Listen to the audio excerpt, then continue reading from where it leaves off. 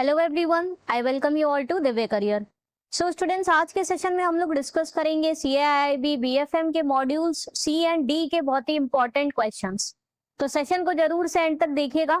Channel को जरूर से सब्सक्राइब करके बेल आइकन प्रेस कर लीजिए to get the timely notification of all the videos.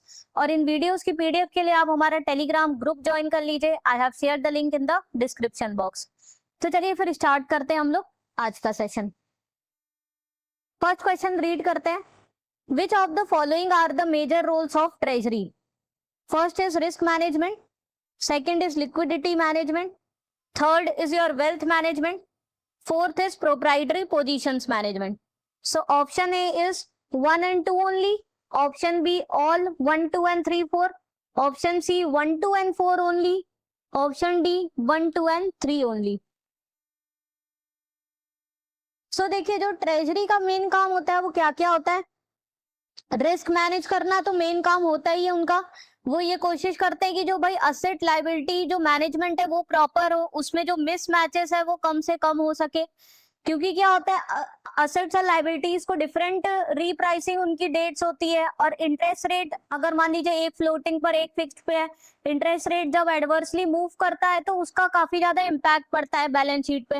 Okay, तो ये रिस्क मैनेजमेंट का मेन काम देखता है कि असेट लायबिलिटी मिसमैनेजमेंट ना हो। लिक्विडिटी मैनेजमेंट का काम करता है।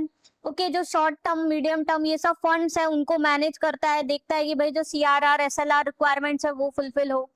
वेल्थ मैनेजमेंट का ट्रेजरी का काम नहीं होता है। वो जैसे जो मेन अलग से इन्वेस्टमेंट बैंक्स होते हैं उनका एक अलग पूरा डिवीजन होता है जो वेल्थ मैनेजमेंट करते हैं एचएनआईज का। So that is not the role of treasury. Next, proprietary positions management, again इसका काम होता है कि ये डिफरेंट सिक्योरिटीज फाइनेंशियल इंस्ट्रूमेंट्स में ट्रेड करता है जिससे बैंक्स को ज्यादा से ज्यादा प्रॉफिट अर्न हो सके। सो क्या क्या मेजर रोल्स होगा, risk management, liquidity and proprietary. So 1, 2 and 4। So right answer हो गया आपका ऑप्शन सी।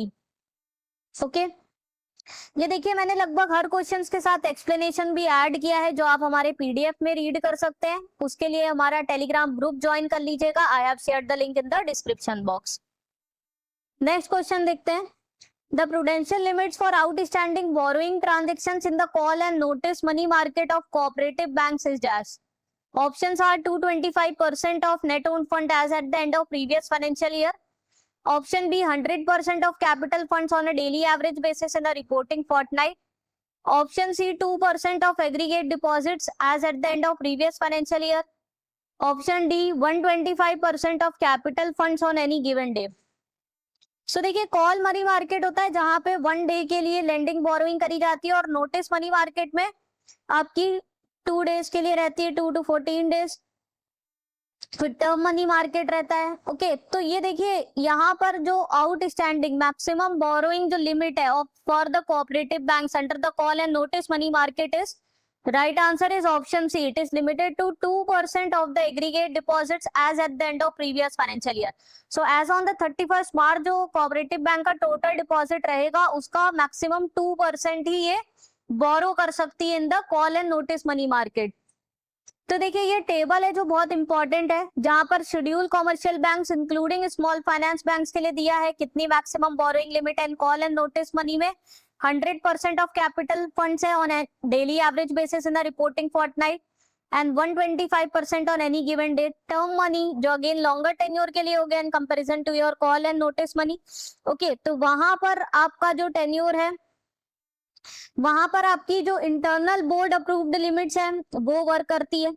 ओके, देखिए ये आपको पता होना चाहिए कि कॉल क्या होता है, नोटिस क्या होता है। कॉल आपका 1 डे का होता है, नोटिस मनी आपका 2 to 14 डेज का होता है, term money greater than 14 days up to 1 year के लिए हो गया। क्योंकि ये सब मनी मार्केट इंस्ट्रूमेंट्स है तो मैक्सिमम मेच्योरिटी क्या है, 1 ईयर ही होती है। वैसे ही पेमेंट बैंक आरआरबीज का दिया है 100% on a daily average basis और 125% on any given day. Cooperative banks का 2% of their total deposits. Primary dealers जो मेनली गवर्नमेंट सिक्योरिटीज में डील करते हैं उनका कॉल और नोटिस मनी मार्केट में 225% of their NOF and net own funds and term money market में 225% of NOF. तो इसमें क्या है, on a daily average basis में जो रहेगा इन द रिपोर्टिंग फोर्टनाइट, क्योंकि इनका जैसे रिपोर्टिंग क्या होती थी पहले रहता था Friday, second Friday, fourth Friday ऐसा रहता था। अब वो फ्राइडे का कॉन्सेप्ट हटा के अब क्या कर दिया, 14 डेज में जो रिपोर्टिंग करनी रहती है। ओके, तो वो चीज है। तो ये टेबल बहुत इंपॉर्टेंट है जो आपको पता होनी चाहिए। नेक्स्ट है, RBI has permitted banks to borrow through their overseas correspondents in the foreign currency, subject to a ceiling of dash or dash whichever amount is higher. Options are 50% of tier 2 capital or $5 million whichever is higher. Option B 100% of tier 1 capital or $10 million. Option C 100% of tier 1 capital or $20 million. Option D 50% of tier 2 capital और $10 million. So RBI के जो directives है उसके according जो banks है, अब जो उनके खुद के ओवरसीज ब्रांचेस है उनसे वो बोरो कर सकते हैं इन द फॉरेन करेंसी, बट उसकी लिमिट है। दैट लिमिट इज जो भी बैंक का टीयर 1 कैपिटल है उसका 100% तक कर सकती है बोरो, या फिर up to a maximum limit of $10 million. दोनों में जो भी हायर लिमिट है, up to that amount banks could borrow from their overseas correspondents, and that borrowing can be done in the foreign currency. Next, which of the statements are correct regarding treasury bills? First statement है, treasury bills are issued by government of India through RBI for the maturities of 30 days, 90 days and 180 days for the predetermined amounts. Second is treasury bill is in the electronic form and is to be held in SGL। आपका क्या होता है, subsidiary general ledger account होता है, maintained by the banks with RBI. ये RBI के पास banks maintain करती है, उसमें ट्रेजरी बिल्स हेड होता है। थर्ड है, secondary market settlement of treasury bills takes place through the clearing corporation of India limited. Fourth है, for the retail investors the allocation will be restricted to a maximum of 10% of the notified amount.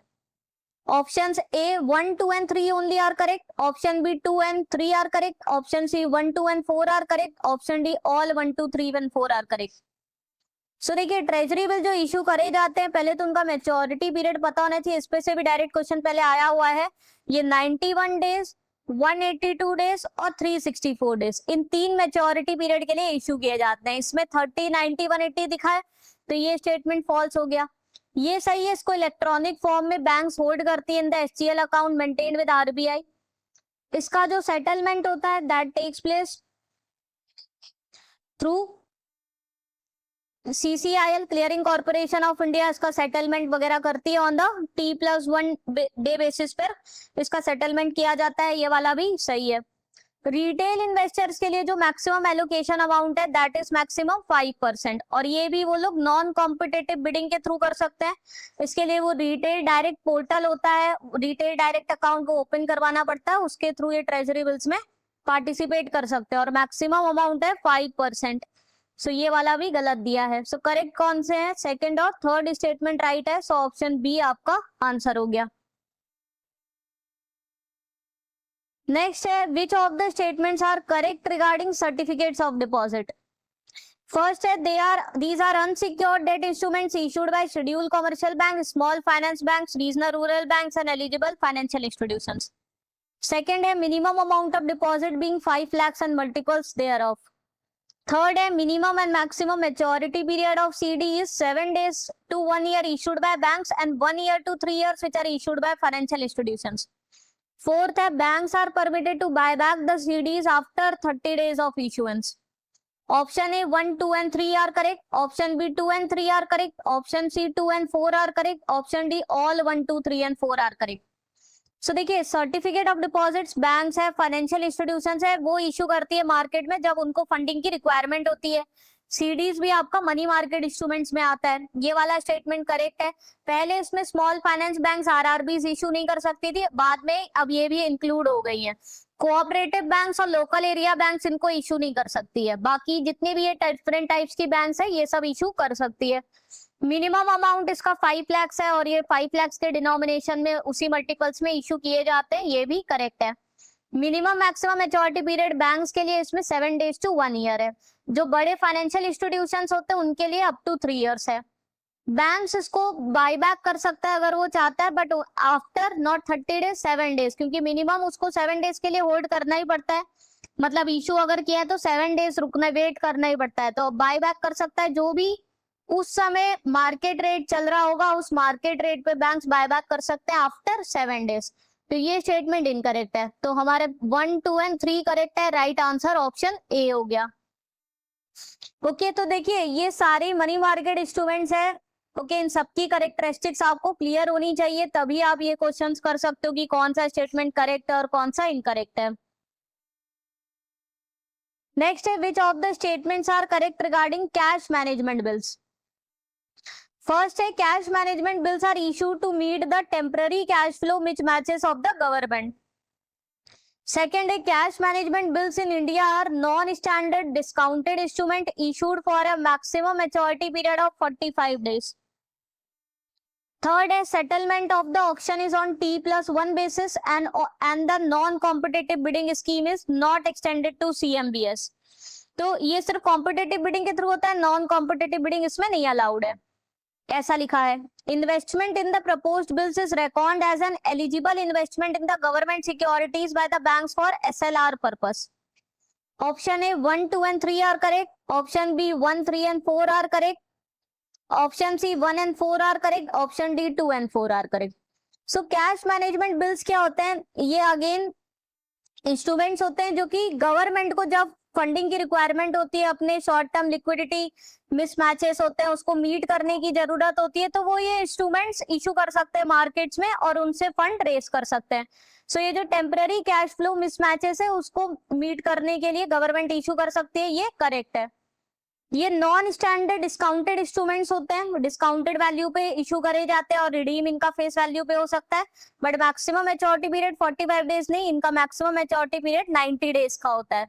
सो ये statement incorrect दिया है। Settlement इनका T+1 basis पे होता है और non competitive bidding इसमें नहीं अलाउड है, तो ये स्टेटमेंट भी करेक्ट दिया है। अब अगर इन इंस्ट्रूमेंट्स में बैंक्स इन्वेस्ट करती है तो बैंक्स को जो SLR स्टैट्यूटरी लिक्विडिटी रेशियो जो मेंटेन करना रहता है, जिसमें गवर्नमेंट अप्रूव्ड गवर्नमेंट सिक्योरिटी भी आ जाती है, इसमें SLR में आपका कैश, गोल्ड और अप्रूव्ड गवर्नमेंट सिक्योरिटी आती है। तो अगर बैंक्स इन CMB कैश मैनेजमेंट बिल्स में इन्वेस्ट करेगी तो उसको एलिजिबल होगी banks to be counted under the SLR, तो उसको वो रिकॉन कर सकती है SLR के अंडर, तो ये भी करेक्ट है। So 1, 3 and 4 statements are correct. Option B is the right answer. CMB का याद रखता है मैक्सिमम मैच्योरिटी पीरियड 90 डेज का है, नॉट 45 डेज। नेक्स्ट है banks capital market exposure have been capped at not exceeding dash of the share capital of the investee company or dash of the bank's own capital plus reserves lower of the two. Options are 40% and 30%. Option B 30% and 50%. Option C 30% and 30%. Option D 25% and 25%. So किसी company में banks का maximum capital market exposure, जैसे किसी company में banks invest कर रही है in their through the equities, mutual funds या बॉन्ड्स, तो उसमें मैक्सिमम एक्सपोजर बैंक का कितना हो सकता है? राइट आंसर है ऑप्शन सी। ओके सो दोनों में जो भी लोअर अमाउंट है, either the 30% of the share capital of that investee company जिसमें बैंक्स इन्वेस्ट कर रही है, या फिर 30% of the banks own paid up capital plus reserve, दोनों में जो लोअर अमाउंट है उतना ही बैंक क्या है मैक्सिमम एक्सपोजर कर सकती है। This is given under the section 19 sub section 2 of banking regulation act. ये इसलिए कि जिससे बैंक्स का जो रिस्क है वो लिमिटेड हो जाए, वो ऐसा नहीं है कि ही कंपनी में बहुत ज्यादा एक्सपोजर ना ले ले, अदरवाइज अगर वो कंपनी का परफॉर्मेंस खराब होगा तो बैंक्स के भी इम्पैक्ट पड़ेगा, क्योंकि उसने अगर बहुत ज्यादा हाई एक्सपोजर एक स्पेसिफिक कंपनी में ले रखा हो। तो बैंक का एक्सपोजर लिमिटेड होने करने के लिए RBI के ये डायरेक्टिव्स हैं। नेक्स्ट है banks total capital market exposure must not exceed dash of its net worth within that overall portfolio limit. Direct exposure cannot exceed dash of the bank's net worth. Options है 30 and 10%, 40 and 20%, 30 and 20%, 40 and 10%। अब ये क्या है? Total capital market exposure. अभी देखिए वैसे exposure bank जरूरी नहीं है सिर्फ इक्विटीज डेट्स के थ्रू ले, उसके साथ साथ बैंक्स इनडायरेक्ट एक्सपोजर भी लेती है, जैसे गारंटीज दे रही है कंपनी को, अंडर राइटिंग अरेंजमेंट में एंटर कर रही है, LCs, BGs जो कि कंटीजेंट लाइबिलिटीज में आ जाती है, वैसे भी एक्सपोजर लेती है। तो ये रूल है कि टोटल कैपिटल मार्केट एक्सपोजर किसी बैंक का जो हो सकता है that is limited to 40% of the bank's net worth. Okay और उसमें से भी direct exposure which is through the equities which is through the equities or the bonds or the mutual funds, that shall not exceed 20% of the bank's net worth. Option B is the right answer. बाकी वो indirect way में ले सकती है, but limited subjected to 40%. जो 20% तक का वो डायरेक्ट एक्सपोजर ले सकती है, रिमेनिंग 20% वो इनडायरेक्ट एक्सपोजर ले सकती है. लाइक जैसे मैंने बताया, अंडर राइटिंग वगैरह के थ्रू या फिर गारंटीज वगैरह प्रोवाइड करके. ओके, नेक्स्ट है, which of the statements are correct regarding issuance of Indian depository receipts. First है, कंपनीज इनकॉर्पोरेटेड आउटसाइड इंडिया में issue the IDR through a domestic depository to a person who is resident in India and a person resident outside India. Second है, IDR shall be denominated in Indian rupees only. Third, there would be an overall cap of $10 billion for raising the capital by the issuance of IDR by the eligible foreign companies in Indian market. Fourth, IDR shall be redeemable into underlying equity share within 6 months from the date of issuance.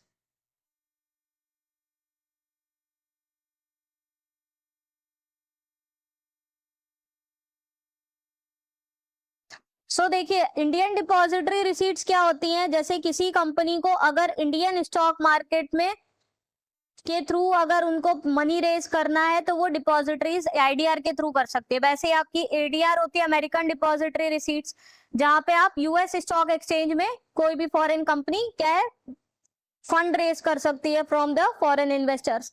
तो ये सही है. जो भी outside India जो companies incorporated है, foreign companies, वो अगर इंडियन स्टॉक मार्केट में मनी रेज करना चाहती है, so they can do it through the IDR. So this is correct.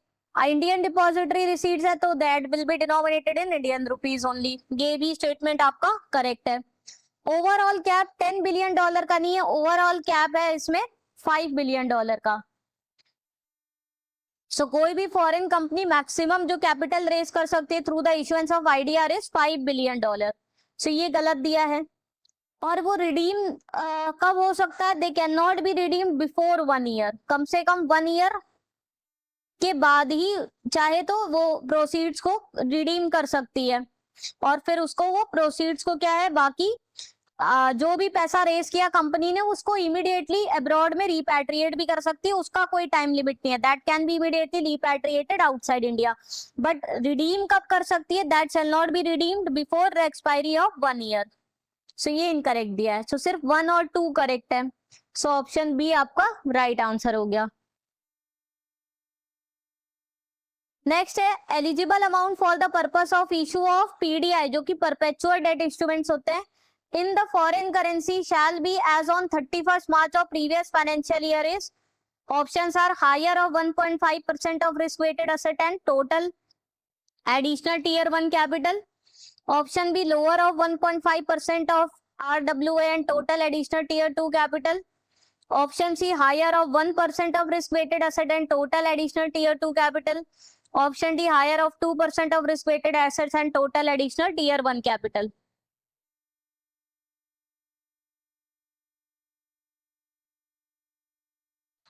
So right answer है ऑप्शन ए. सो जैसे जो मैक्सिमम कैपिटल जो कि रेज कर सकती है banks, okay, through the issuance of perpetual debt instruments, that is limited to 1.5% of risk weighted assets और the total additional tier 1 capital, दोनों में जो भी हायर अमाउंट है. ओके, और इसमें से भी नॉट मोर देन 49%, जो भी इसमें जो टोटल अमाउंट वो रेज कर रही है through the issuance of PDI in foreign currency, so 49% से ज्यादा can not be issued in the foreign currency और the rupee denominated bonds overseas. ठीक है, फॉरेन करेंसी या फिर रूपी डिनोमिनेटेड बॉन्ड्स के थ्रू फॉरेन मार्केट में इससे ज्यादा रेस नहीं कर सकती. नेक्स्ट है, any default in maintaining the daily cash reserve ratio balance, the bank is liable to pay a penal interest of dash on the shortfall amount for that day, and if the shortfall continue on the next succeeding day, penal interest shall be recovered at the rate of dash. Options are 2% above bank rate and 3% per annum above bank rate. Second B है 3% per annum above bank rate and 5% per annum above bank rate. Option C 2% above repo rate and 3% above repo rate. Option D 3% above repo rate and 5% above repo rate. So अगर CRR balance, daily CRR balance में अगर default हो रहा है bye the bank, तो उसमें RBI penalty लगा देती है, that would be 3% above the bank rate. जो भी बैंक रेट चल रहा होगा आरबीआई का, उसका 3% above the bank rate would be the penalty that has to be paid by the bank. और अगर नेक्स्ट डे भी सीआरआर शॉर्टफॉल रहता है तो 5% अबव द बैंक रेट और एडिशनल 2% पेनल्टी बैंक्स के ऊपर चार्ज हो जाती है। नेक्स्ट है, the liquidity corridor that RBI uses to control the short term interest rate is defined by dash। Options है MSF and STF rates, option B repo and reverse repo rates, option C bank rate and repo rate, option D SLR and CRR। So देखिए, जो liquidity corridor होता है उसका एक ceiling होता है और एक फ्लोर रेट होता है। सो फ्लोर रेट किसको मानते हैं? स्टैंडिंग डिपॉजिट फैसिलिटी रेट को। और MSF marginal standing facility rate, that is the ceiling rate. पहले reverse repo rate floor rate हुआ करता था, उसको STF रेट ने रिप्लेस कर दिया है। STF रेट क्या है? वो रेट जिसमें कि आरबीआई क्या है, जो बैंक्स के पास सरप्लस फंड है, सरप्लस लिक्विडिटी है, उसको एब्जॉर्ब कर सकती है without having to provide any collateral also. ठीक है, इसमें आरबीआई को कोलेटरल सिक्योरिटी भी नहीं देनी पड़ती है, without giving any collateral it can absorb the surplus liquidity from the banking system. MSF rate एक तरीके का पीनल रेट होता है, जिसमें कि बैंक्स ने जो रेपो रेट के अंदर में जितना वो आरबीआई से बोरो कर सकती है उतना बोरो कर दिया। ओवर एंड अबव उनको अगर एडिशनल बोरोइंग की रिक्वायरमेंट है, that is done at an MSF rate. Okay, so ये दोनों क्या होते हैं? 25 basis points above and down होते हैं of the repo rate. So they are considered as the ceiling rate and the floor rate of the liquidity corridor. Option A is the right answer. Next है, authorized dealer category 1 bank are permitted to become the trading and the clearing member of the exchange traded currency option market of the recognized stock exchanges, subject to fulfilling which prudential requirements? First है minimum net worth of 500 crores, second minimum capital adequacy ratio of 10%, third net NPA shall not exceed 3%, fourth made net profit for the last 3 years। Option A 1 and 2 only, option B all 1, 2 and 3, 4, option C 1, 2 and 4 only, option D 1, 2 and 3 only. So जो authorised dealer category 1 banks है जिनको कि RBI से permission मिली है, who can deal in the foreign exchange transactions, वो trading and clearing members बन सकते हैं of the exchange traded currency option market. बस उसके लिए ये सारी रिक्वायरमेंट्स फुलफिल होना कंपलसरी है। मिनिमम नेटवर्थ रिक्वायरमेंट है 500 करोड़, कैपिटल एडिक्वेसी रेशियो कम से कम 10% होना चाहिए और उनका नेट एनपीए 3% से ज्यादा नहीं होना चाहिए। And for the last preceding 3 years उनका नेट प्रॉफिट होना चाहिए, लॉस नहीं होना चाहिए।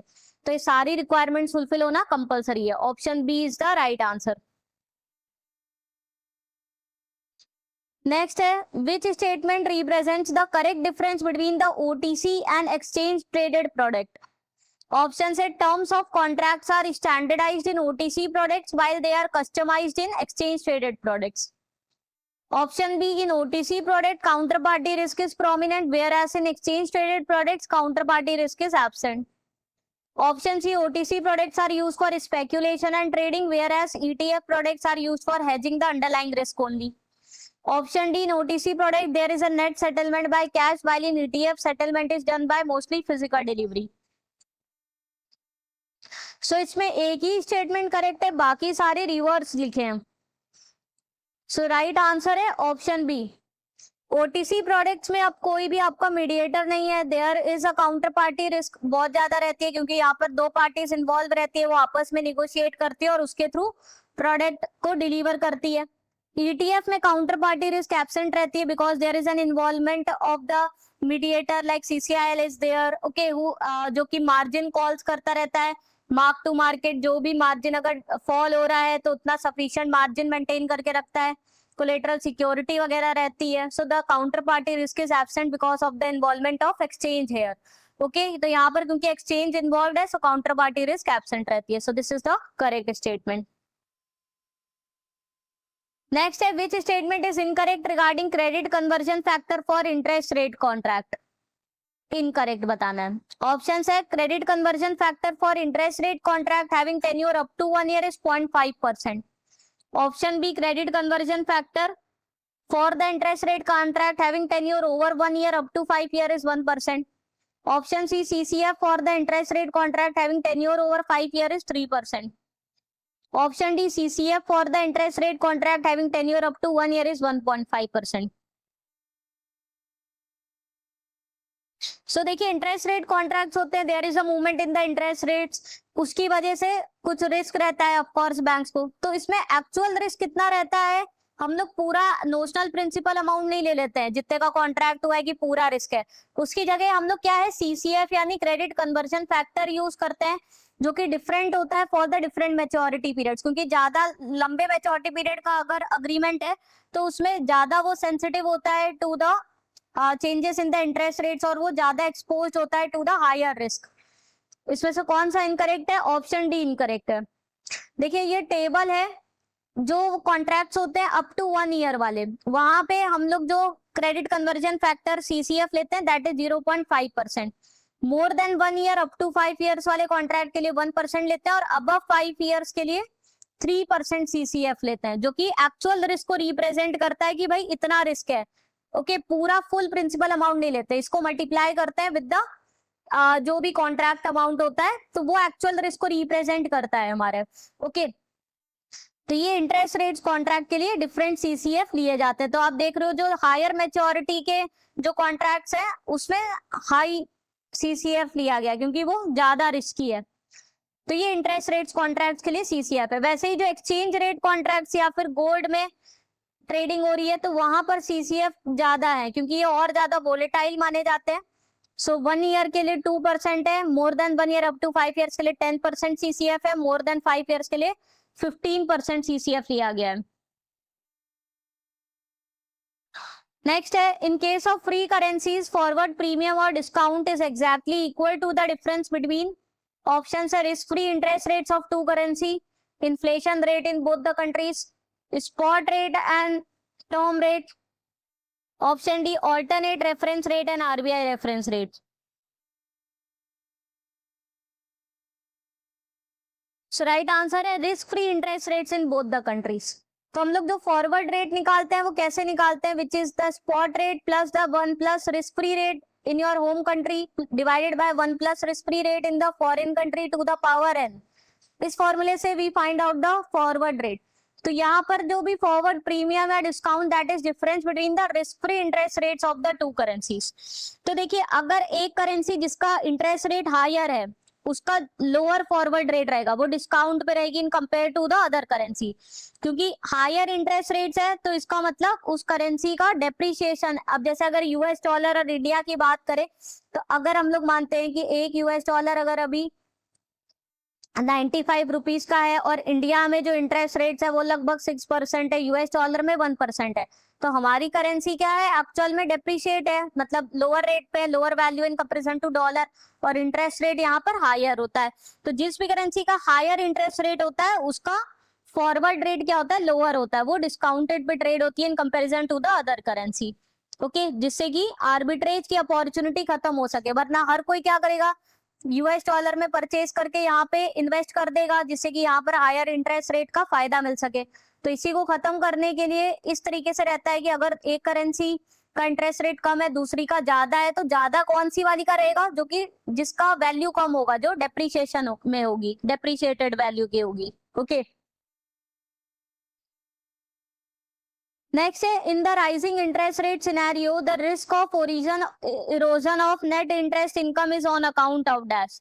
ऑप्शन है deposit with floating rates and advances with floating rate, option B deposit with fix rates and advances with fix rates, option C deposit with floating rates and advances with fix rates, option D none of the above.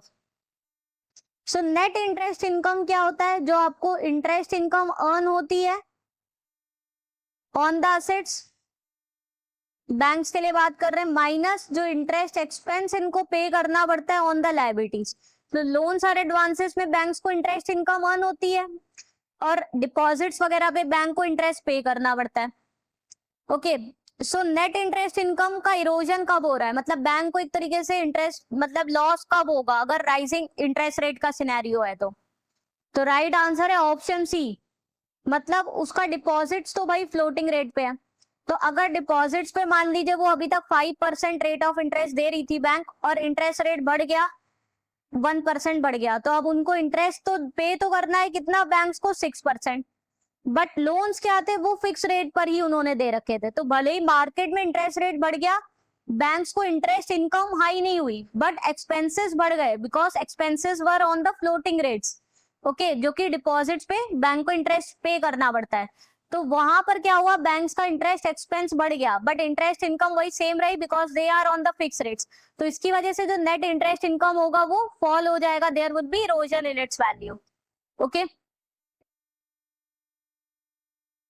Next है which of the formula correctly represents net interest margin. Option है net interest margin is equal to interest income divided by net profit. Option B net interest margin is equal to net interest income divided by average total assets. Option C net interest margin is equal to interest income divided by average total assets. Option D net interest margin is equal to interest expenses divided by total earnings. So net interest margin का formula पता होना चाहिए, formula पता है तो इस पे अगर इजी सा न्यूमेरिकल भी आएगा तो वो भी आप लोग कर लोगे। सो राइट आंसर क्या होगा, option B. Net interest margin क्या होता है, net interest income. Net interest income जैसे आपको बताया क्या होगा, आपका बैंक्स का इंटरेस्ट इनकम जो वो अर्न कर रही है ओवर द असेट्स माइनस जो इंटरेस्ट एक्सपेंसेस उनको पे करने over the liabilities which are the deposits divided by the average total assets of the banks, जो कि लोन्स है बॉन्ड्स है जिन पे बैंक्स को इंटरेस्ट अर्न हो रहा है। सो that is the formula of net interest margin. हो सकता है इसमें एक छोटा सा न्यूमेरिकल भी आ जाए, तो इस फॉर्मूले से आप सॉल्व कर सकते हैं। नेक्स्ट है ratio of share holders fund to the total assets which measure the shift in the ratio of owned fund to the total fund is dash.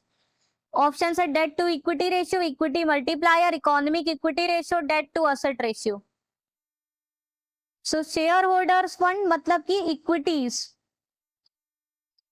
It represents equity of the banks to the total assets. जिस total assets किससे fund हो रहे हैं, मतलब equity plus debt से। So this represents what, economic equity ratio. Okay, ये बताता है बैंक की कितनी सस्टेनेंस कैपेसिटी है, जितना ज्यादा ये हाई है उतना ही ज्यादा अच्छा है, मतलब उतना ही ज्यादा बैंक कम डिपेंडेंट है on the loans and borrowings from other institutions, क्योंकि उसका ज्यादातर इंटरनल ओन फंड्स ही ज्यादा है, शेयर होल्डर्स फंड्स वो ज्यादा इक्विटी बेस्ड ज्यादा स्ट्रॉन्ग है। ओके, तो bank is less dependent upon the debts and borrowings.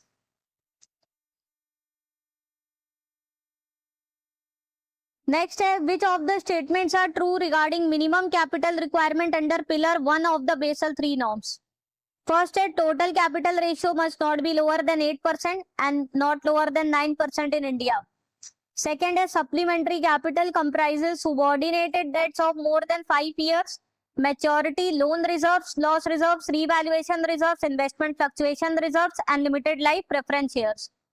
Third, tier 2 capital is restricted to 50% of tier 1 capital.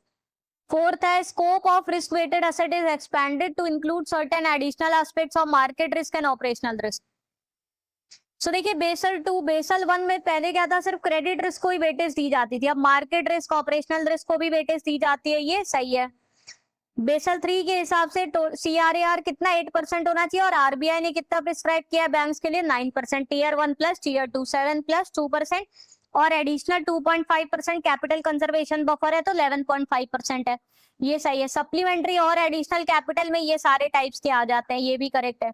Tier 2 capital maximum कितना हो सकता है, 50%, 100% ऑफ टीयर 1 कैपिटल, 50% इसमें दिया है तो वो इनकरेक्ट है। सो 1, 2 एंड 4 करेक्ट है, यानी कि ऑप्शन सी राइट आंसर है। नेक्स्ट है इजी सा न्यूमेरिकल है, देखेंगे। An Indian scheduled commercial bank is finalizing its pillar 1 Basel 3 disclosure at the end of financial year. Risk management department provides the following asset data. Risk weighted assets for credit risk given is 45,000 crores. Capital requirement for market risk is 1200 crores. Capital market for operational risk is 800 crores. Calculate the bank's total risk weighted assets. So देखिए total risk weighted assets का as per the Basel 3 नॉर्म्स क्या formula है, risk weighted assets for the credit risk plus 12.5 into capital requirement for market risk plus 12.5 into capital requirement for operational risk. यहाँ 12.5 इसलिए लिया है क्योंकि बेसल नॉर्म्स के हिसाब से जो CRAR रिक्वायरमेंट है 8% है, तो 1/8 लिया है. अब हो सकता है इस क्वेश्चन में दे दे एज पर RBI, तो RBI ने 9% लिया है, तो हम लोग 1/9 के हिसाब से लेंगे तो 11.11 समथिंग लेंगे. ओके तो वो चीज आप लोग ध्यान रखिएगा. 9% के हिसाब से इधर 12.5 की जगह we will take it as 11.11. But इन्होंने जो बेसल ने क्या कहा था, CRAR 8% है, तो उसके हिसाब से जो फॉर्मूला यूज होता है दैट इज 8%, तो 1/8 हो जाएगा हमारा risk weighted assets.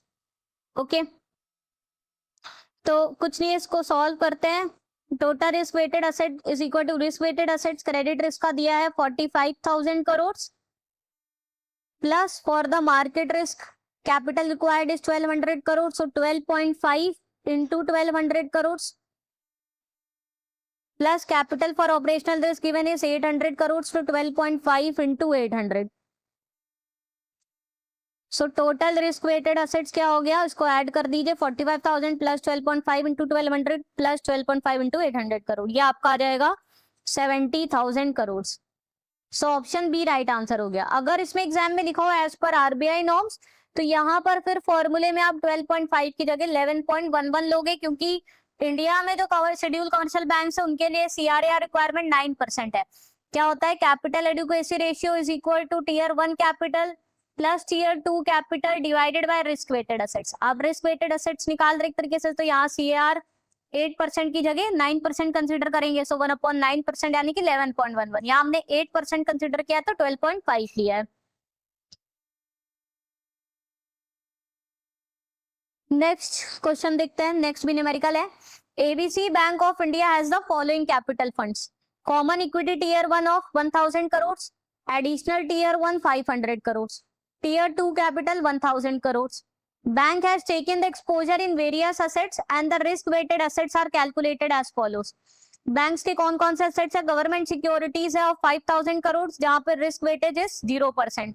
Corporate loans में बैंक्स ने इन्वेस्ट कर रखा है of amount 3,000 crore where the risk weightage to be assumed is 100%. Then housing loans दे रखे of 2,000 crore where the risk weightage to be taken is 50%.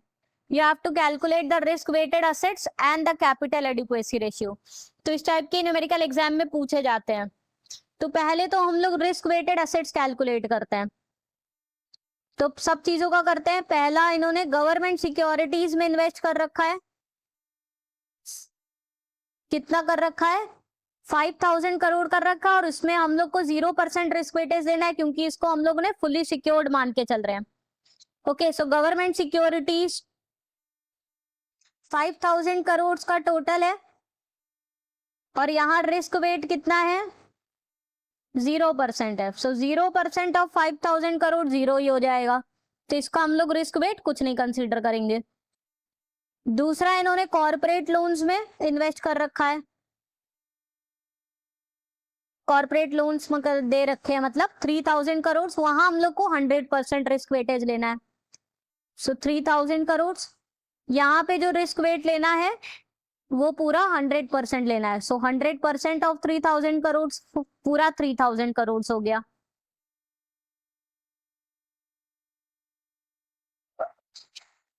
Then third है housing loans.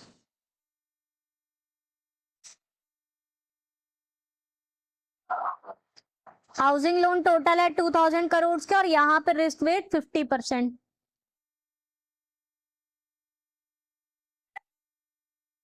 इसका risk weighted assets क्या हो जाएगा, 2,000 करोड़ का 50% था,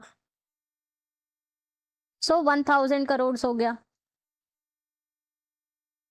सो टोटल रिस्क वेटेड एसेट कितना हो गया, 0 प्लस 3,000 करोड़ प्लस 1,000 करोड़. जो कि हो गया आपका 4000 करोड़। सो पहला चीज निकल गया हमारा, total risk weighted asset 4000 crore का ये लेगी बैंक। कैपिटल एडुकेसी रेशियो कितना है इसका?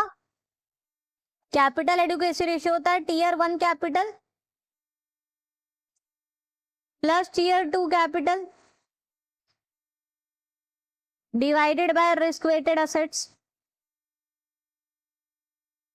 इंटू 100। सो टीयर 1 कैपिटल कितना हो जाएगा? इसमें आप common equity tier 1 plus additional tier 1 will give you tier 1 capital. So tier 1 क्या हो गया? Tier 1 is equal to CET1 plus additional tier 1। So tier 1 capital कितना हो गया? 1000 करोड़ प्लस 500 करोड़, यानी कि 1500 करोड़। और टीयर 2 कैपिटल आपका दिया है 1000 करोड़, जो हम पूरा ले सकते हैं क्योंकि मैक्सिमम हम लोग टीयर 2 100% ऑफ टीयर 1 ले सकते हैं। टीयर 1 1500 करोड़ है, तो 100% से वैसे भी कम ही है 1000 करोड़, तो हम लोग पूरा 1000 करोड़। मान लीजिए ये 2000 करोड़ होता तो हम लोग 2000 करोड़ नहीं ले सकते थे मैक्सिमम, फिर हम लोग टीयर 2 1500 करोड़ तक ले सकते हैं क्योंकि हम लोग टीयर 2 रिस्ट्रिक्टेड कितना है? 100% ऑफ टीयर 1। सो टीयर 1 यहाँ 1500 करोड़ लेंगे और टीयर 2 ऑलरेडी कम ही है, तो जो कम अमाउंट एक्चुअल वैल्यू है वो लेंगे, which is 1000 crore. So CR कितना हो गया? टीयर 1 हमारा 1500 crore plus tier 2 1000 crore divided by risk weighted assets जो कि है 4000 करोड़ इंटू 100। तो ये आपका आ जाएगा, सॉल्व कर लीजिए, 62.5%। सो इसका कैपिटल एडुकेसी रेशियो काफी आई है 62.5%। इतना होता नहीं है लगभग बैंक का, लेकिन हाइपोथेटिकल फिगर्स है इसलिए आंसर आया है। लेकिन मेन हमारा पर्पस क्या है? क्वेश्चन सॉल्व करना, कि एग्जाम में इस टाइप से क्वेश्चन आएंगे और वहां आपको CRAR निकालना रहेगा, तो आप इस तरीके से सॉल्व करोगे। पहले आपने रिस्क वेटेड एसेट्स निकाला, depending upon the different assets के कितना रिस्क वेट अज्यूम किया है, और फिर टीयर 1 और टीयर 2 कैपिटल फाइंड आउट किया और उसको इस फॉर्मूले से निकाल दिया। ओके, नेक्स्ट है, which of the following statement is true regarding the pillar 3 disclosure? Option A, banks are required to make pillar 3 disclosure at least on a half yearly basis with the certain exceptions. Option B, disclosures related to individual bank within the groups would not generally be required to be made by parent bank. Option C, Pillar 3 disclosures should be made concurrent with the publication of financial results or statements. Option D, all of the above.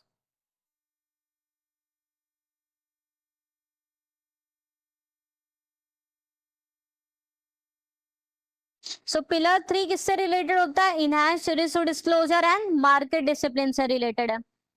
सो ये सारे statements correct है, all of the above हमारा right answer है। देखिए, pillar 3 के जो भी disclosures होते हैं मार्केट डिसिप्लिन रिलेटेड, वो हाफ या ईयरली बेसिस पे करने पड़ते हैं, बट इन 3 को छोड़ के, which have to be done on the quarterly basis, जिसमें कौन कौन से? Capital adequacy, credit risk disclosures, general disclosure of all the banks, and the credit risk disclosure for the portfolio subjected to standardized approach. ये 3 disclosures quarterly basis पे करने रहते हैं, बाकी सारे पिलर 3 के डिस्क्लोजर्स हाफ ईयरली बेसिस पे होते हैं। Okay,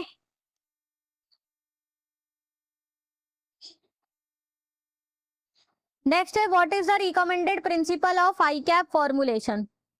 option A, ICAP should follow the bottom up approach. Option B, ICAP should never be discussed with or disclosed to public. Option C, ICAP should encompass firm-wide risk profile. Option D, ICAP should be monitored and managed in silos. ICAP आपका क्या होता है? It is internal capital adequacy assessment process. सो ये bank specific internal framework होता है जो banks देखती है कि भाई उनका कितना रिस्क है, उसको वो आइडेंटिफाई करती है, उसके हिसाब से वो देखती है कि उनके पास सफिशिएंट कैपिटल है कि नहीं है to manage those risk. Of course जो RBI के नॉर्म्स है as per the Basel norm वो तो फॉलो करने ही है, बट हर बैंक का अलग अलग रिस्क प्रोफाइल होता है, उसी के हिसाब से उनको सफिशिएंट कैपिटल क्या है मेंटेन करके रखना होता है। सो राइट आंसर हो गया option C, ICAAP should encompass firm wide risk profile. जो डिफरेंट बैंक्स के अब काफी सारे सब्सिडरीज हो सकते हैं, डिफरेंट ग्रुप्स हो सकते हैं, सो ओवरऑल उनको रिस्क प्रोफाइल कितना है वो आइडेंटिफाई करना, उसके हिसाब से उनके पास सफिशिएंट कैपिटल होना चाहिए to absorb the losses and to manage this risk. ये बॉटम अप अप्रोच नहीं होता बल्कि टॉप डाउन अप्रोच होता है, मेनली बिकॉज ये आई कैप वगैरह ये जो भी प्रिपेयर होता है, ओके इसका जो भी बोर्ड ऑफ डायरेक्टर्स होते हैं, मैनेजिंग डायरेक्टर्स होते हैं, वो इसमें इन्वॉल्व होते हैं इसको असेस करने के लिए कि सफिशिएंट कैपिटल है कि नहीं। ओके तो इसके लिए वो at least once in a year पूरा असेस करते हैं, देखते हैं कि जो आई कैप है वो प्रॉपरली बैंक के थ्रू इम्प्लीमेंट हो रहा है कि नहीं हो रहा है। और साथ में एक्सटर्नल ऑडिट भी होता है इसमें, ये देखने के लिए कि इंडिपेंडेंट रिव्यू हो सके उसका, तो एक्सटर्नल ऑडिट भी होता है जिससे कि आई कैप क्या है, प्रॉपर कॉम्प्रिहेंसिव है। ओके ये सारी कुछ देखने के लिए। नेक्स्ट हमारा न्यूमेरिकल है, bank has the following balance sheet information. Assets पहले तो है बैंक्स के rate sensitive assets, government bonds और कॉर्पोरेट लोन्स है। गवर्नमेंट बॉन्ड्स का मार्केट वैल्यू है 400 करोड़, मॉडिफाइड ड्यूरेशन है 4 इयर्स। कॉर्पोरेट लोन्स है of 600 crore with a modified duration of 2.5 years. Then bank की लाइबिलिटीज है टर्म डिपॉजिट्स और short term borrowings. Term deposits का मार्केट वैल्यू है 700 crore with a modified duration of 1.8 years. Short term borings का market value है 300 crore with the modified duration of 0.9 years. तो देखिए modified duration क्या होता है, ये आपको बताता है इंटरेस्ट रेट सेंसिटिविटी बताता है किसी असेट का। अगर 4 इयर्स है मतलब 4% इनके असेट का वैल्यू अप या डाउन होगा with the change in the interest rates.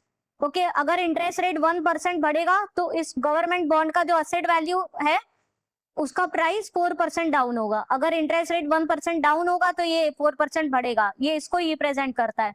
सो ये बताता है कि इंटरेस्ट रेट का कितना सेंसिटिविटी है इनमें, मतलब प्राइस कितना ज्यादा चेंज होगा अप या डाउन होगा with the change in the interest rates in the market, वो मॉडिफाइड ड्यूरेशन रिफ्लेक्ट करता है। एक्चुअल में देखिए 4 इयर्स में दिया रहता है, बट एक्चुअल में मेजर जब किया जाता है तो परसेंटेजेस में किया जाता है कि कितना परसेंटेज चेंज होगा in the price of an asset with the change in the interest rates.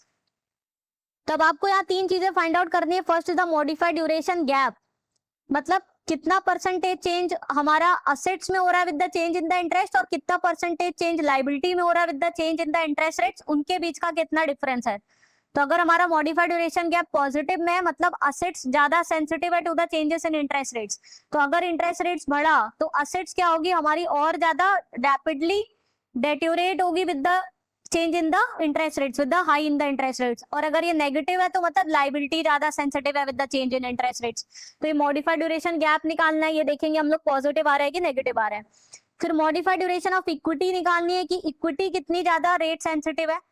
और तीसरी चीज निकालनी है the drop in the value of equity for the rate shock of 2 basis points, मतलब अगर इंटरेस्ट रेट आपका 2 basis point change हो रहा है तो हमारा कितना ज्यादा इक्विटी पे इंपैक्ट पड़ने वाला है। तो 3 चीजें निकालनी है। सो पहले तो हम लोग मॉडिफाइड ड्यूरेशन गैप निकालेंगे।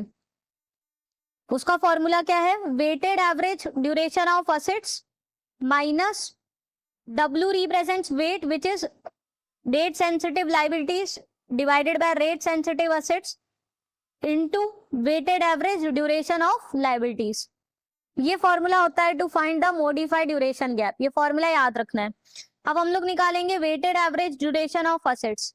सो पहले असेट्स का कितना प्रपोर्शन है, गवर्नमेंट बॉन्ड्स है हमारे मार्केट वैल्यू 400 करोड़ और कॉर्पोरेट लोन्स है 600 करोड़, तो कितना है इसमें 4/6 है।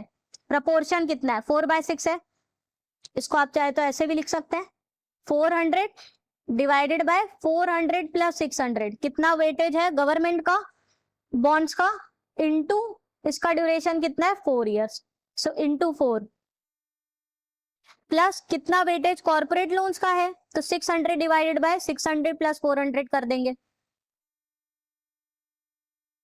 सो ये weighted average duration of assets निकाल रहे हैं इनटू इसका कितना ड्यूरेशन है 2.5।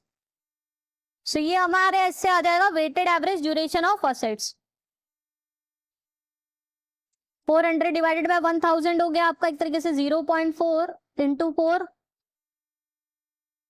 प्लस 0.6 इंटू 2.5, ये आपका आ जाएगा 3.1 ईयर्स।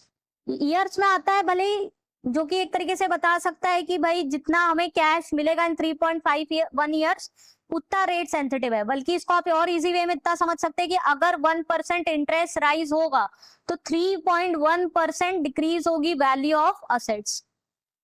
अब हम लोग ड्यूरेशन ऑफ लाइबिलिटीज निकाल देंगे which is weighted average duration of liabilities. So term deposit की वैल्यू है 700 करोड़, शॉर्ट टर्म बोरोइंग है 300 करोड़। तो कितना प्रपोर्शन टर्म डिपॉजिट है? 700 divided by 1000, 700 divided by 700 plus 300 which is the weightage of term deposits in the total liabilities, और इसका modified duration है 1.8 years। और दूसरी कौन सी लाइबिलिटी है? Short term borrowing. ये कितनी प्रपोर्शन है?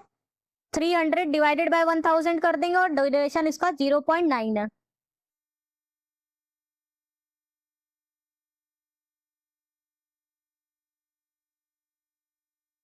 So weighted average duration of liabilities आ जाएगी ये 700 प्लस डिवाइडेड बाय 1000 यानी 0.7 into 1.8 plus 0.3 into 0.9। So weighted average duration of liabilities आपकी आ गई 1.53 ईयर्स। एक तरीके से हमारी असेट्स जो है वो ज्यादा इंटरेस्ट रेट सेंसिटिव है इन कंपैरिजन टू लाइबिलिटीज, क्योंकि अगर इंटरेस्ट रेट 1% बढ़ेगा तो लाइबिलिटीज हमारी 1.53% डाउन होगी, बट अगर इंटरेस्ट रेट 1% बढ़ेगा तो असेट्स की वैल्यू 3.1% डाउन होगी। ठीक है, इसको रिप्रेजेंट करता है। सो हमारा ड्यूरेशन गैप निकाल लेते हैं ऊपर वाले फॉर्मूले से।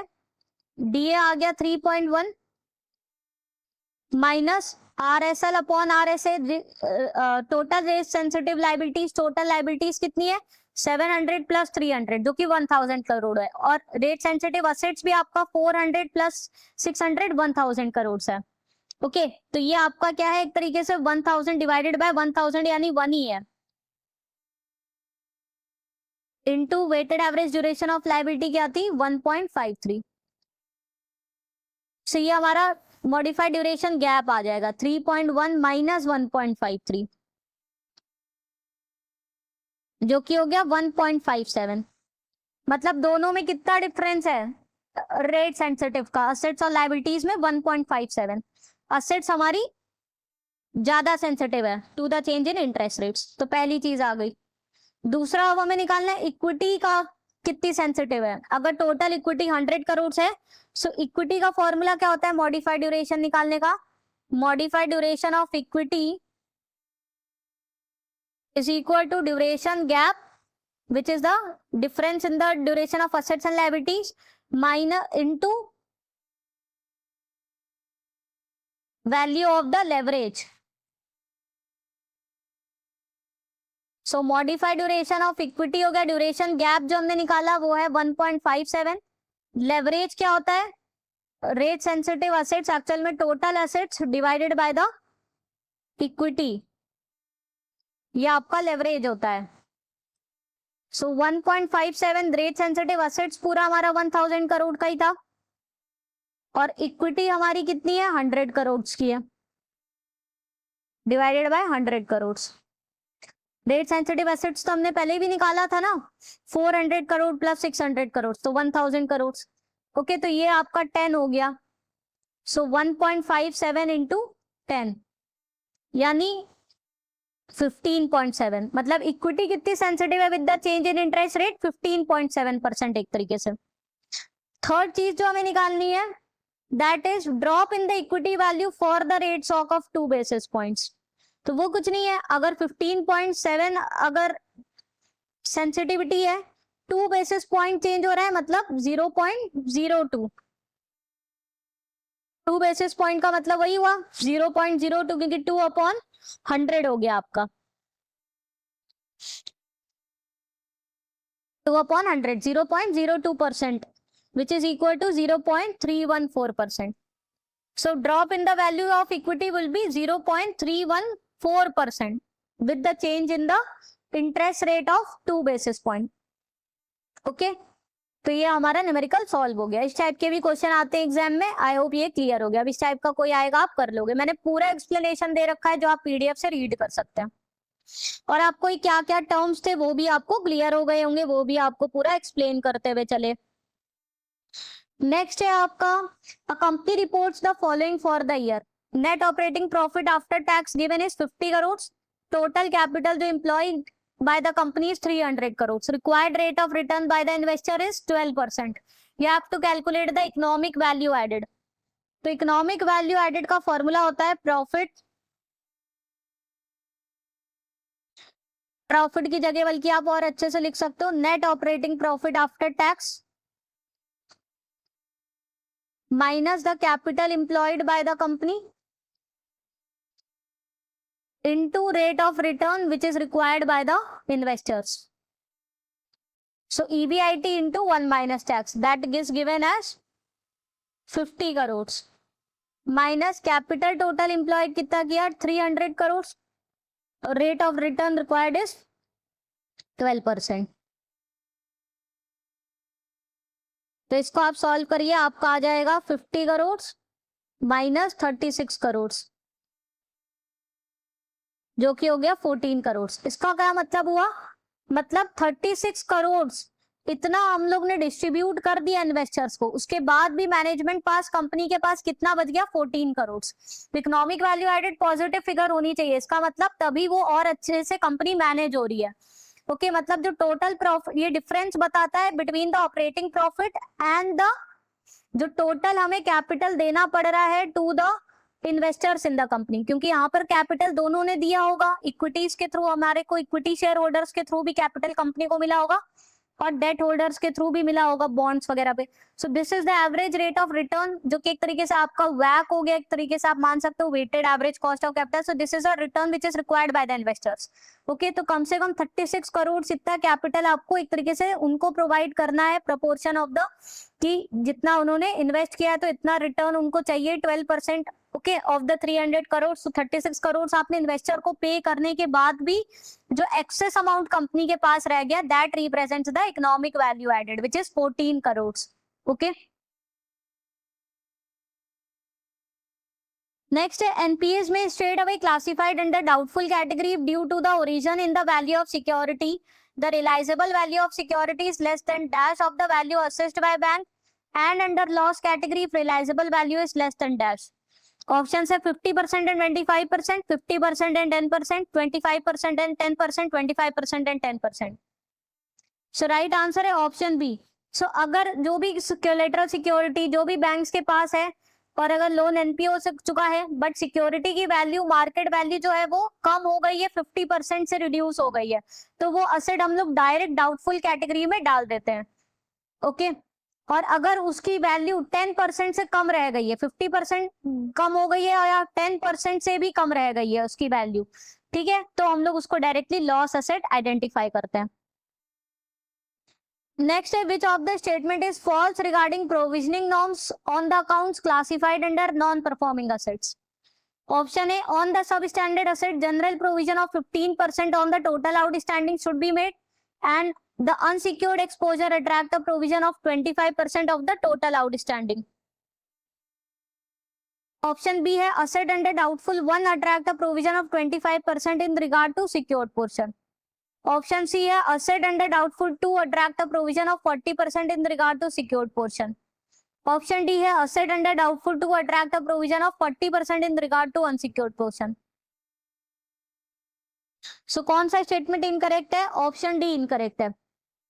देखिए आपको याद रखना है सभी की प्रोविजनिंग नॉर्म्स, सब स्टैंडर्ड असेट्स जो भी सिक्योर्ड पोर्शन है तो उस पे प्रोविजनिंग 15% है, अनसिक्योर्ड पे 25% है, D1 पे सिक्योर्ड पे 25% है, अनसिक्योर्ड पे पूरी 100% है, D2 पे सिक्योर्ड पे 40% है, अनसिक्योर्ड पे इस पे भी 100% है, डाउटफुल 3 पे 100% है, चाहे वो सिक्योर्ड हो चाहे वो अनसिक्योर्ड हो, और लॉस असेट पे पूरी 100% है। तो ये इनकरेक्ट है क्योंकि डाउटफुल 2 पे अनसिक्योर्ड पोर्शन पे पूरी 100% है, सिक्योर्ड पे 40% है। तो ये प्रोविजनिंग नॉर्म्स है, ओके, जो आपको याद रखना है। नेक्स्ट है which of the statement is false regarding provisioning norms on standard assets. अब देखिए हमें सिर्फ डाउटफुल या लॉस सब स्टैंडर्ड पे ही प्रोविजनिंग नहीं, बल्कि जो स्टैंडर्ड असेट्स होते हैं उस पे भी बैंक्स को प्रोविजनिंग करनी पड़ती है। सो स्टेटमेंट्स है, ऑप्शन है advances to commercial real estate sector attracts a provisioning of 1%. Option B advances to commercial real estate residential housing attracts provisioning of 0.75%. Option C है loans to medium enterprises attracts provisioning of 0.25%. Option D है provision on home loan extended at teaser rate is 2% reduced to 0.4% when higher rates are reset after 1 year. सो कौन सा false है?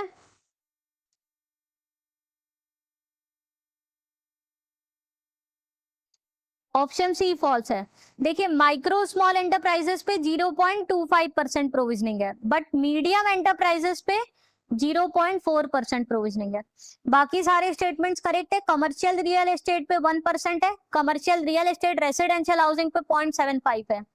Home loans जो कि शुरू में क्या होता है कम रेट पे दिए गए हैं रेट ऑफ इंटरेस्ट पे, जिससे कि इकोनॉमिकली वीकर लोग भी होम लोन ले सके, तो क्योंकि इनिशियल रेट पे लोअर रेट ऑफ इंटरेस्ट पे दिए गए हैं तो हायर प्रोविजनिंग है, दैट इज 2%. एक साल बाद जब उनको नॉर्मल इंटरेस्ट रेट कर दिया जाता है रीसेट, तब उनका प्रोविजनिंग नॉर्म 0.4% है. इनके अलावा किसी भी टाइप की कोई भी स्टैंडर्ड असेट है वहां पे 0.4% है. ओके, रीस्ट्रक्चर्ड अगर एडवांसेस है वहां पर 5% की प्रोविजनिंग है. मीडियम एंटरप्राइजेस जो कि गलत हमारा, उसमें हमने बताया था 0.4 है. इनके अलावा किसी भी टाइप का असेट जो स्टैंडर्ड असेट कैटेगरी में उनमें 0.4% है. नेक्स्ट है lenders to report the credit information including classification of an account as an special mentioned account to क्रिलिक. क्रिलिक का फुल फॉर्म भी याद रखना है, central repository of information on large credit on all the borrowers having aggregate exposure of dash and above. Options are 1 crore, 50 lakhs, 5 crores, 10 crores. So जो high amount के credit होते हैं which is 5 crores and above, उनकी reporting क्रिलिक को banks को करनी पड़ती है. ओके, इसमें जो क्रिलिक मेन रिपोर्ट होती है वो सबमिट करनी रहती है मंथली बेसिस पे, और साथ में वीकली रिपोर्ट भी सबमिट करनी पड़ती है रिगार्डिंग जो भी अगर डिफॉल्ट हो रहे हैं बोरोवर्स के through. So by the close of the business day on every Friday, हर फ्राइडे को वीकली रिपोर्ट भी करनी रहती है in case of default by the borrowers.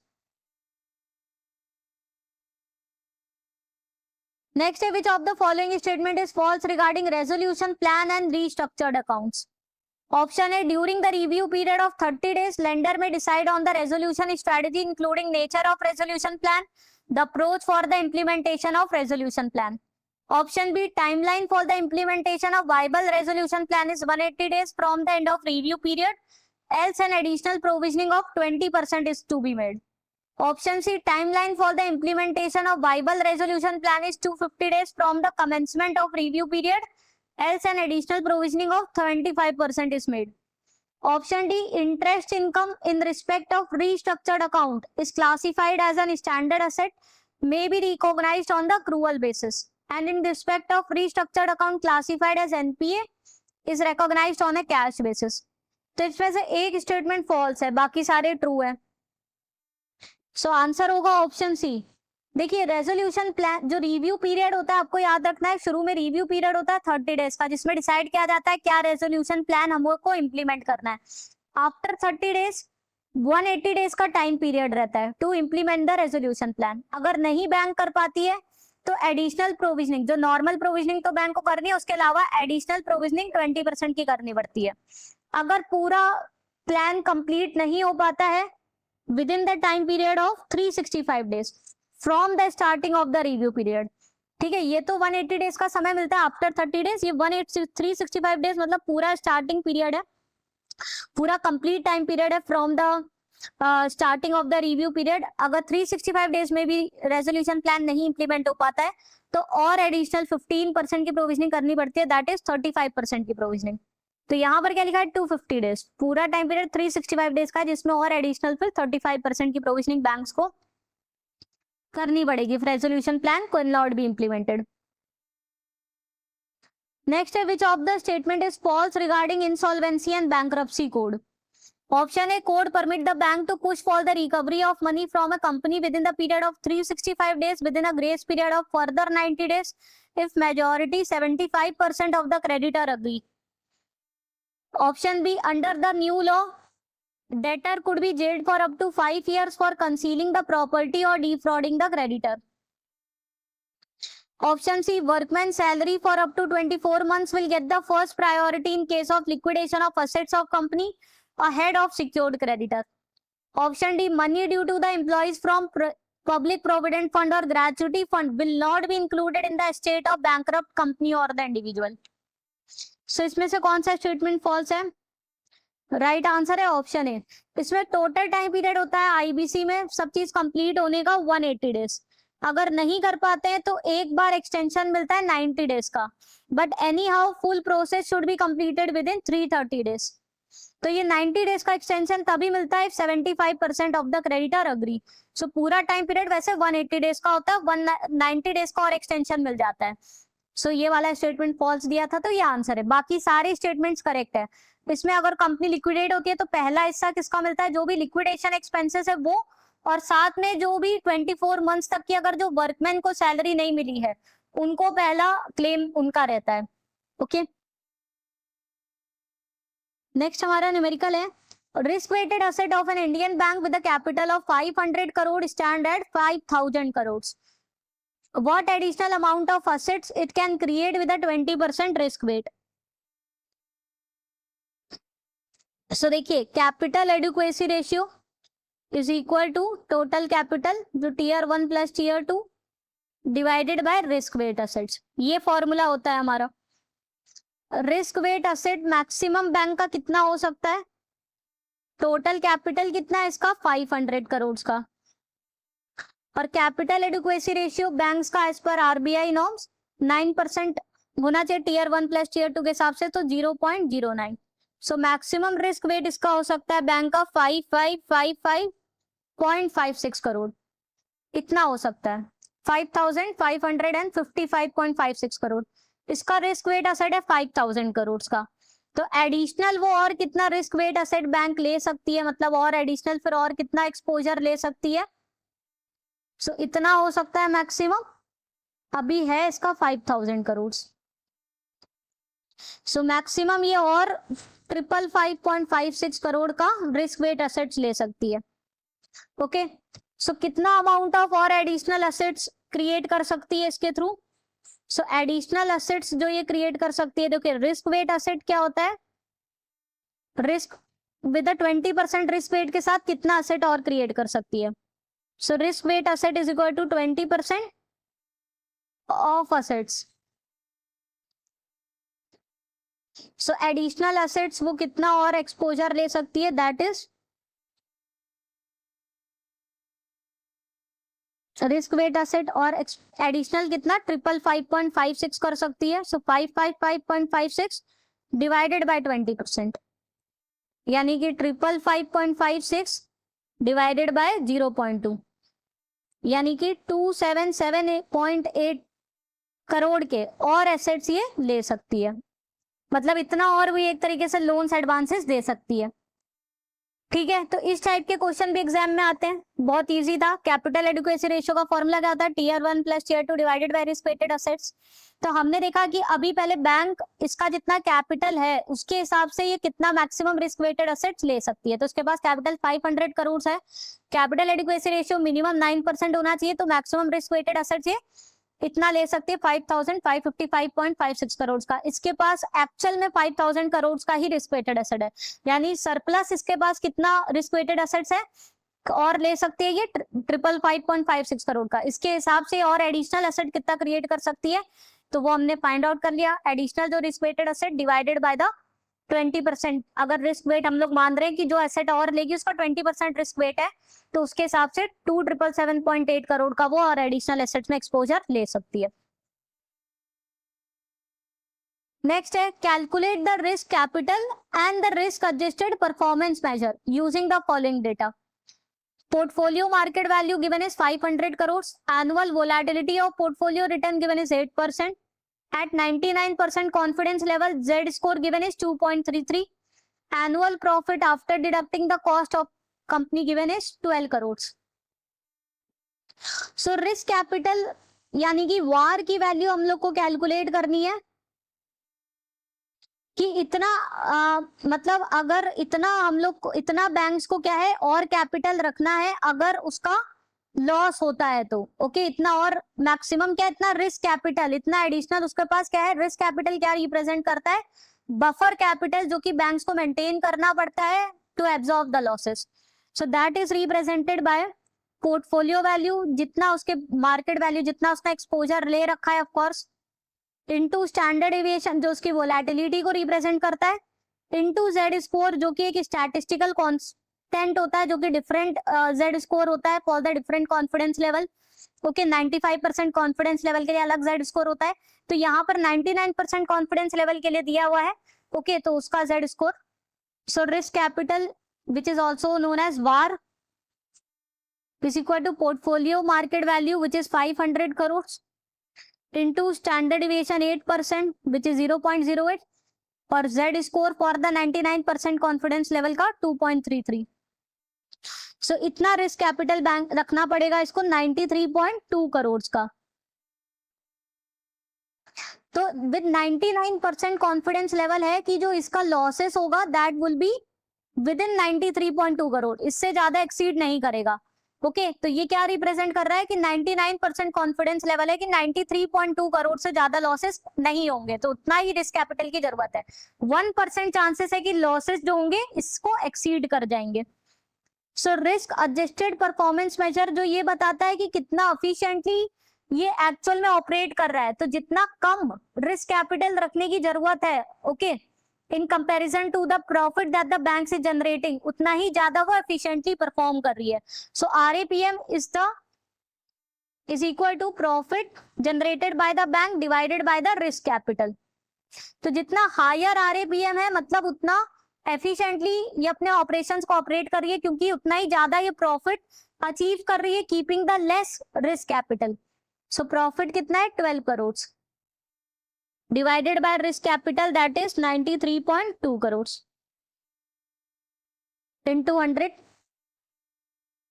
ये आपका आ जाएगा 0.1287 जो कि हो गया रिस्क एडजस्टेड परफॉर्मेंस मेजर 12.87%। तो यहाँ पर हो सकता है दो बैंक्स को कंपेयर करने को भी आ जाए, तो वहां आपको पहले तो रिस्क कैपिटल निकालना पड़ेगा कि कितना उसको कैपिटल और रखना है टू एब्जॉर्ब द लॉसेस, और फिर आप आरएपीएम निकालोगे। तो जिसका भी आरएपीएम हायर है मतलब वो और ज्यादा एफिशिएंटली ऑपरेट कर रही है, क्योंकि वो ज्यादा प्रॉफिट अचीव कर पा रही है keeping the less risk capital. Next, dash represents the comparison of bank's future cash inflow to the future cash outflow over the series of specified time period. Option A alternative scenarios, option B maturity ladder, option C measuring liquidity over a chosen time frame, option D assumptions used in determining cash flows. So right answer है option B maturity ladder। Maturity ladder compare किया जाता है कि over a series of specified time period हमारा कितना banks का कितना future cash inflows होगा और कितना फ्यूचर कैश आउटफ्लो होगा, उसको कंपैरिजन किया जाता है। ऑल्टरनेटिव सिनेरियो ये बताता है कि डिफरेंट व्हाट इफ सिनेरियो, कि अगर ऐसा हो जाए वैसा हो जाए, कुछ रिस्कियर सिचुएशन आ जाए कुछ ओके तो उस केसेस में कैश फ्लोज की क्या कंडीशन रहेगी, कितना आउटफ्लो या इनफ्लो होगा under different scenarios, that is represented bye alternative scenarios. ये चारों का मैंने मीनिंग यहाँ पे एक्सप्लेनेशन में भी मेंशन कर दिया है। सो स्टूडेंट्स इसके साथ हमारा आज का ये सेशन ओवर होता है, जहां हमने बहुत important questions based on module C and D और जो भी टाइप के न्यूमेरिकल्स क्वेश्चन आ सकते हैं वो सभी कुछ डिस्कस करें। अगर आपको पसंद आया हो जरूर से सेशन को लाइक करके चैनल को सब्सक्राइब कर दीजिएगा, बेल आइकन प्रेस कर दीजिएगा to get the timely notification of all the videos. और इस वीडियो की पीडीएफ के लिए हमारा टेलीग्राम का ग्रुप ज्वाइन कर लीजिए, I have shared the link in the description box. See you in the next session, thank you.